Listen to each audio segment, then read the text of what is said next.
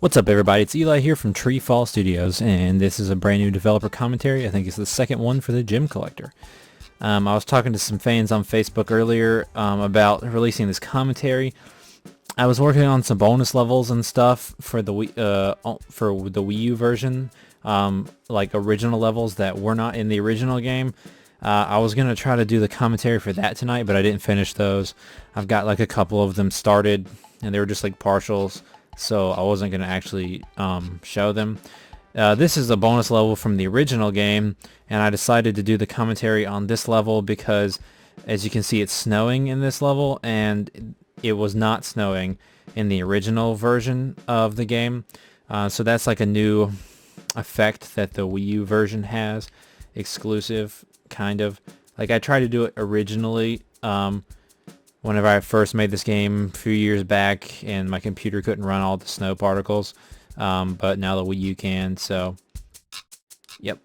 I'm not going to show the whole level. I'll probably run through half of it. A lot of people have been asking for a new commentary on the Gem Collector, so I was going to show a little gameplay and talk about some of the new things we're doing, and that's about it. Just make it short and sweet, to the point, and show you guys some new stuff. So this is a bonus level. It's the first bonus level you come to, so it's pretty easy. Like, the jumps aren't too difficult, and the enemies, there's a little difficult, but the enemies are kind of slower in this one. They're not too hard to manage. This level does have this really cool thing. As you can see, there's a ton of gems for the bonus level. I love this part. As you can see here, there's a wood log, and it's got a little red X on it, and then you can shoot it and break it down, and then get back here to where you need to be. So there are cool obstacles and things like that you can move. So with like sort of puzzle solving, like, that's a pretty easy puzzle, you know what I mean?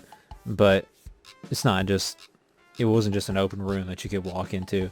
So I'm probably going to try to add a little bit of things like that throughout some of the bonus levels. The bonus levels are probably going to be more in-depth than the original levels, although the original levels are pretty awesome, in my opinion.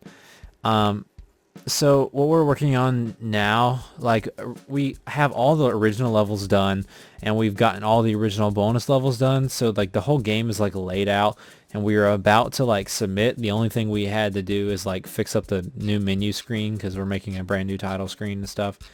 But then I decided that I wanted to do a few bonus things for the Wii U version, because I had a couple of cool ideas with the character and stuff like that. So we're working on some bonus levels that are like unique, as in like they'll probably be played differently, or they look differently. For example, like, one is going to be like a neon glowing level and stuff like that. That's what I was working on earlier today. I also finished like this player 2 controller today, so I have it all working with the Pro controller, and there's a second Nomi character with different colors. And I think that originally what I was going to do was just have co-op and let you drop in a second character in like these levels, for example, but I'm not going to do that anymore. I don't think. I'm going to build an entire new multiplayer mode that's multiplayer only, co-op, and when you play, it will be like the levels like this, but they'll be like puzzle solving, to where you need to have both players like figure out their side of the puzzle before you can move on, for example, is what I was thinking.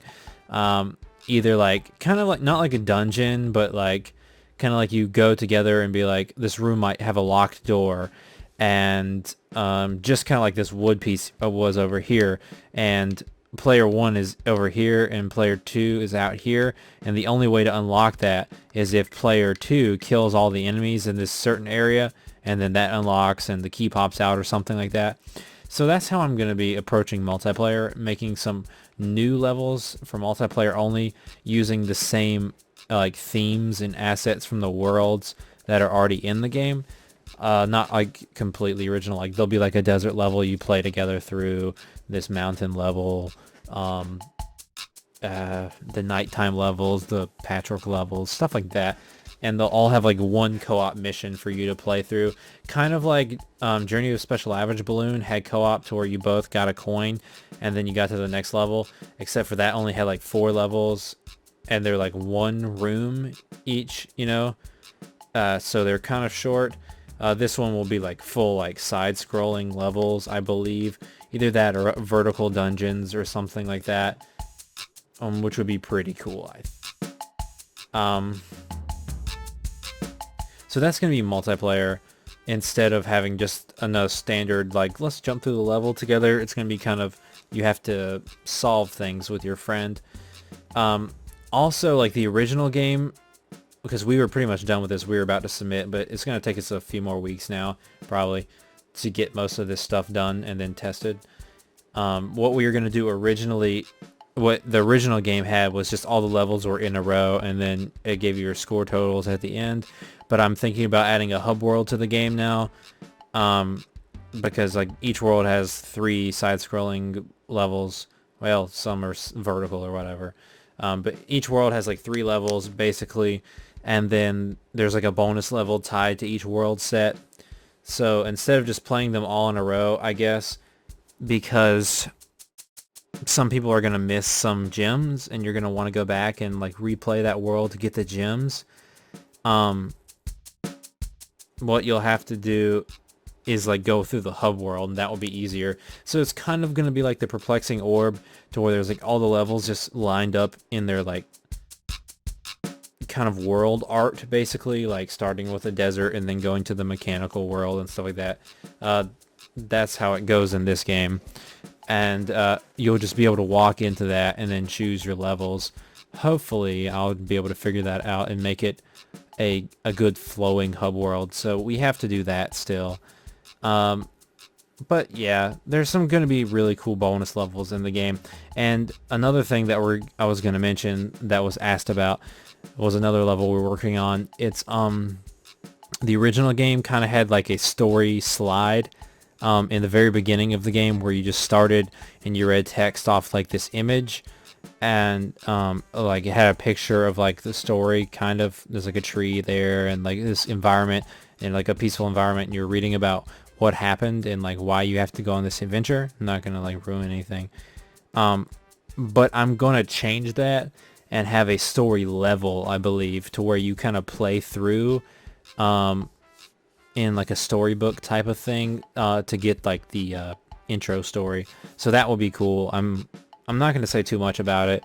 I've got a couple ideas. If they don't work out like I'm hoping, then we might scrap it. But just to let you know, there's probably going to be an intro level added to the game that involves the storytelling instead of just an intro movie, probably. But I hope you've enjoyed this commentary. I've rattled on for about 8 minutes now or something like that. I hope you're really excited to play the Gem Collector, collect tons of gems, fight enemies, and solve puzzles with your friends. It should be a whole lot of fun, I think. I don't really want to show too much because it's like kind of ruins everything, even though everyone's asking on Facebook to see more of it. I'm like, I just don't really want to show you, you know what I mean? The game will be out pretty soon, and I have a feeling a lot of people are really going to enjoy it because the world's like changed quite a bit. The platform systems are basically the same. You got all these platforms you're jumping from, but like, for example, each world has like different enemies. Like they all have these, well, I'm not going to tell you what they're called just yet, but like they're the menace enemies, and there's different, I don't know if you've noticed so far, but there's different colors. There's the green, there's the red, there's the black, and there's that light blue in this level. Well, they all run at different speeds, and they all deal different amount of damages when you get hit. Like the green ones are slow, and they only take off 1 heart. The red ones and black ones take off 2 hearts. The red ones are twice as fast as the green ones, and the black ones are just a little bit faster than the red ones. And then these blue ones in the bonus level are for like this bonus level, and those do 1 damage, and they're faster than the green but slower than the red. They're in between those two. So those are the standard enemies, and you'll see them throughout the game. But also each world has a specific like ailment to fight Nomi, kind of like there's one world that has spikes, one, like in the metal world there's electrical lasers, in the sower world there's needles that fly at you, and then the cave world there's the what we call slurpy enemies. They shoot out sludge in different directions. So like each world has like specific enemies kind of that have like different ways of attacking. So the game remains a little bit fresh, without like being completely the same throughout each set. And most of the worlds are broken up to where like after you've done a bunch of side scrollings in a row, like the third level will be like a vertical level, or a level might be a moving camera level or something like that. So the game has a pretty nice flow to it so far if you play it all in order. I'm not sure if I'll let the world be completely free yet.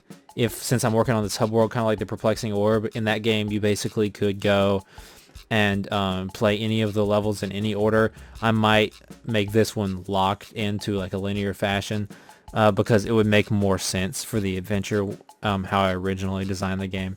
So be aware of that. You'll probably have to get a certain amount of gems to unlock the next world, but you wouldn't have to get all of the gems. But realize if you do get all the gems, there's a bonus level at the end. There's not going to be a bonus world anymore. It's just going to be one bonus level because I'm adding new levels to the original game. So I hope you've enjoyed this look at the Gem Collector. I was going to end this earlier, but then I got sidetracked. We've got a lot more to show soon. Whenever we get everything finished, we're going to make a new trailer for it, and it should look pretty sweet. Pretty sure I was originally going to charge $1.99 for the game, but I'm pretty sure it's going to be $2.99 now with the extra levels.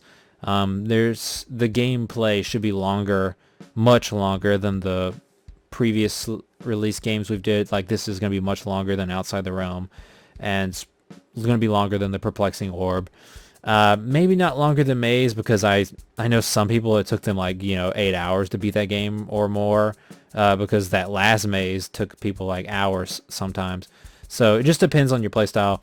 I'm not sure. I know a lot of people like want to know how much playtime is in all of our games. Usually we get asked that a lot before the games come out. After I finish all the bonus levels, I'll do a play through, and let everybody know. Originally, the original game, just the original worlds, took me about an hour, maybe about an hour and a half, and that doesn't include the bonus levels that we've already added to the game. We've already added, like 3 or 4 bonus levels to the game, and then there's all these new levels that we're working on now that will also be added. So it's probably going to be like close to 3-hour game or more, plus bonus multiplayer mode. So hopefully, depending on player skill, you'll definitely be able to, if you're like a speed runner and you can do things fast without dying or whatever, you might be able to beat it faster, but probably not, because it takes a little bit to get used to the jumps, I'd say. Because the jumping at first, you can fall off platforms easy, and some of the levels have a lot of enemies in them, and if you get hit, lose all your lives, you gotta start over. There are, like you can see right here, there are checkpoints. There's a checkpoint in every level, except for one of the moving camera levels don't have checkpoints. So like, I actually can't get back up there once you fall off that, so might change that actually. That's good to know. Once you like fall off, you'll warp back to the checkpoint or whatever, and then like in 2-player, you'll warp back to your other player. Like if player 1 dies, we'll go back to player 2, for example. But all right, I hope you guys have a wonderful night and are enjoying more of the Gem Collector.